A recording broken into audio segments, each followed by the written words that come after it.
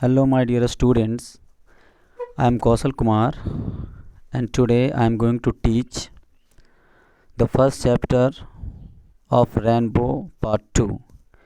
And the first chapter is Indian Civilization and Culture, written by Mohandas Karamchand Gandhi.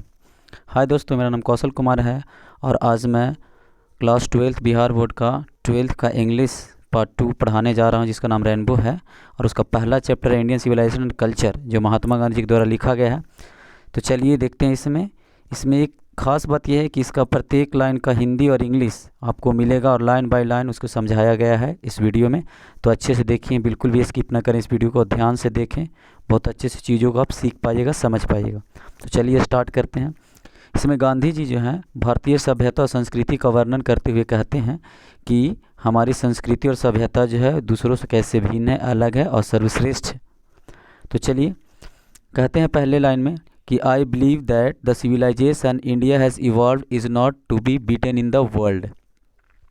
Nothing can equal the seed sown by our ancestors. Rome went, Greece share the same fate, the might of the Pharaohs was broken. Japan has become westernized. Of China nothing can be said, but India is still somehow or rather sound at the foundation. The people of Europe learn their lesson from the writings of the men of Greece or Rome.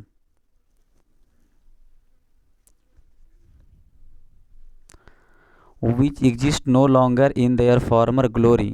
In trying to learn from them, the Europeans imagine that they will avoid the mistakes of Greece and Rome. Such is their pitiable condition. तो इस paragraph में गांधी जी कहते हैं, देखिए इसका line by line Hindi भी किया हुआ है.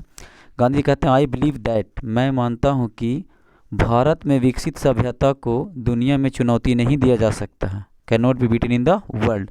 हमारे पूर्वजों द्वारा बोए गए बीज के बराबर कुछ भी नहीं हो सकता है. रोम दुनिया से मिट गया, ग्रीस का वही हाल हुआ. फिरौन के बल टूट गए, जापान पश्चिमी देशों जैसा बन गया, चीन का कुछ भी नहीं कहा जा सकता. लेकिन भारत अभी भी समहाउ है ना, किसी न किसी तरह अपनी नींव पर जमा हुआ है. यूरोप के लोग ग्रीस या रोम के लेखन से सबक सीखा, जो अब अपने पूर्व महिमा में मौजूद नहीं है.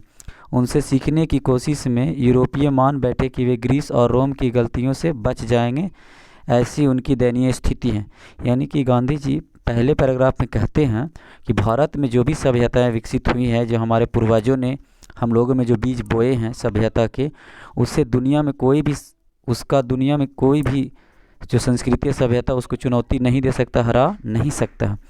क्योंकि लोग दूसरों की कॉपी करके अगर करते हैं तो उसमें क्या होता है, उसकी सभ्यता ज़्यादा समय तक टिक नहीं पाती है. जैसे जिनका हाल हुआ कॉपी करने पर, जैसे यूरोप के जो लोग थे या ग्रीस या रोम के लेखन से सबक सीखा, देखें, लेकिन फिर भी उनकी स्थिति अभी दयनीय है. लेकिन हमारी सभ्यता अभी ज्यों के त्यों बनी हुई है.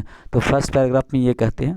तो चलते हैं अगले पैराग्राफ की ओर. अगले पैराग्राफ में कहते हैं, कह रहे यहाँ पर in the midst of all this India remains immovable and that is her glory. है ना, कह रहे यहाँ पर इन सब के बीच में, in the midst of all this, इन सब के बीच में भारत अचल रहा और यही उसकी महिमा है. And that is her glory, यही उसकी महिमा है. It is a charge against India that her people are so uncivilized, ignorant and stolid. है ना, कह रहा इट इज़ ए चार्ज, है ना, यह भारत के खिलाफ आरोप है कि उसके लोग इतने अशिक्षित, अज्ञानी एवं बेवकूफ़ है ना. अनसिविलाइज्ड माने अशिक्षित, इग्नोरेंट माने अज्ञानी और स्टॉलिड माने बेवकूफ़ है ना. दैट माने कि it is not possible to induce them to adopt any changes. इतने हैं कि उन्हें किसी भी परिवर्तन को अपनाने के लिए प्रेरित करना संभव नहीं है. अब कह रहे हैं यहाँ पर it is a charge really against our merit, है ना, कि ये जो है it is a charge really against our merit, ये जो है वास्तव में ये हमारे योग्यता के खिलाफ आरोप है, जिसे हमने अपने, है ना, व्हाट वी हैव टेस्टेड, जो हम लोगों ने क्या किया है, टेस्ट किया है, परखा है.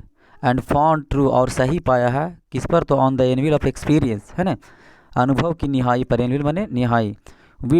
वी डू नॉट चेंज, हम लोग नहीं, है ना, वी डेयर नॉट चेंज, हम लोगों को बदलने की किसी में साहस नहीं है. किसी देश का कोई व्यक्ति, कोई सभ्यता जो हम लोगों को बदल दे, उनमें साहस नहीं है। Many thrust their advice upon India, है ना, कई लोग जो हैं वो कहते हैं कि निहाई सही पाया है, हमें बदलने की साहस ना करे, कईयों ने भारत पर अपनी सलाह थोपी, है ना। कह रहे हैं many thrust their advice upon India and she remains steady, है ना। सी बने इंडिया यानी भारत माता के लिए कहा गया, सी का प्रयोग किया गया, रिमेंस स्टीडी, और वो स्थिर बनी रही। दिस इज़ हर ब्यूटी, है ना, यही उसकी सुंदरता है। It is the sheet anchor of our hope, यह हमारी उम्मीद का मुख्य आधार है। Sheet anchor of our hope. तो ये रहा दूसरा पैराग्राफ। इसमें गांधी जी कहते हैं कि हमारी जो सभ्यता अचल रही है, बहुत से विदेशी लोग दूसरी सभ्यता वाले भारत पर आरोप लगाते हैं कि भारत के जो लोग हैं अशिक्षित है, अज्ञानी है, बेवकूफ़ हैं, है ना, किसी भी प्रकार के परिवर्तन को अपनाने के लिए प्रेरित करना उन्हें संभव नहीं है क्योंकि वे लोग बात नहीं मानेंगे। तो क्या करें यहाँ पर कि भारतवासी या भारत की जो परंपरा रही है, सभी सभ्यता संस्कृति रही है, वहाँ हमारे पूर्वजों ने इस प्रकार के अनुभव की निहाई पर परखा जांचा समझा कि हमें बदलने की साहस ना करें, है ना। भारत पर बहुत सारी सलाह थोपी गई लेकिन फिर भी हम स्टीडी रहे, है ना। सी रिमेंस स्टीडी, यही हमारी सुंदरता और यही हमारी मुख्य आधार है। तो इस प्रकार देख रहे हैं कि किस प्रकार line by line Hindi English translation आपको किया जा रहा है। और इस वीडियो को पूरा देखें और अच्छा से अच्छा स्कोर करें क्लास 12th में। ये बहुत इंपॉर्टेंट चैप्टर है क्योंकि इसमें से बहुत सारे क्वेश्चन आते रहते हैं।